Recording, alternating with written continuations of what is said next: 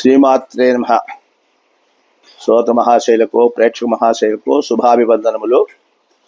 మహాశైలారా, ఈ ఎపిసోడ్ నందు మనము సింహరాశి వారికి జ్యేష్ఠ మాసములో జూన్ నెలలో ఎలాంటి ఫలితాలు కలుగుతాయి అనేటువంటి విషయాన్ని గురించి మనము విశదంగా తెలుసుకుందాము.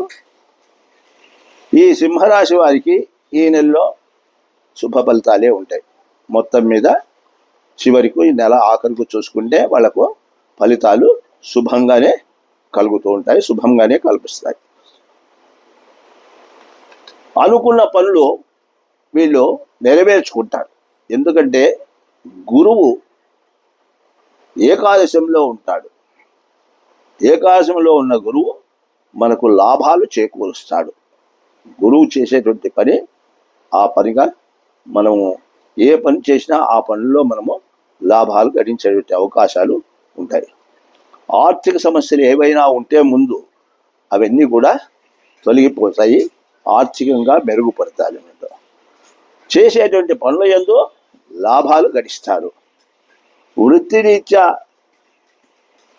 మీరు మంచి పేరు ప్రఖ్యాతులు కూడా పొందుతారు. ఉద్యోగస్తులకు మంచి ఫలితాలు కలుగుతాయి. వ్యాపారస్తులకు వ్యాపారమందు లాభాలు చేకూరుతాయి అన్నమాట. వీళ్ళకు విరామం లేకుండా పనులు ఒత్తిడి ఎక్కువగా ఈ నెలలో కలుగుతుంది. ఖర్చులు తగ్గించుకుంటారు. కానీ అష్టమంలో శని ఉన్నాడు.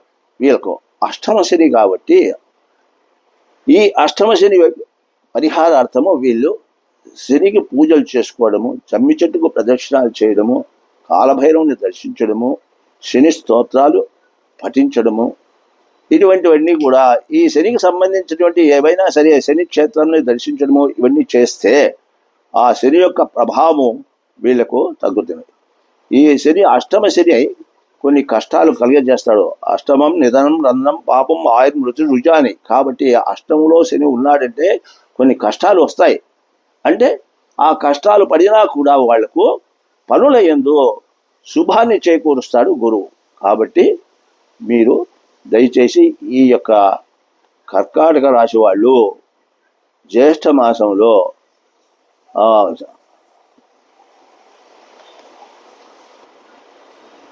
కర్కాటక రాశి వాళ్లకు మంచి ఫలితాలే ఉన్నా సింహరాశి వాళ్లకు శని మాత్రము ఇబ్బంది కలుగ చేస్తాడు. దయచేసి సింహరాశి వాళ్ళందరూ కూడా శనిని బాగా ఆరాధిస్తే, అట్లే ఈశ్వరుని కూడా ఆరాధిస్తేనో, ఆంజనేయ స్వామిని ఆరాధిస్తేనో మంచి ఫలితాలు వీళ్ళకు కూడా కలుగుతాయి.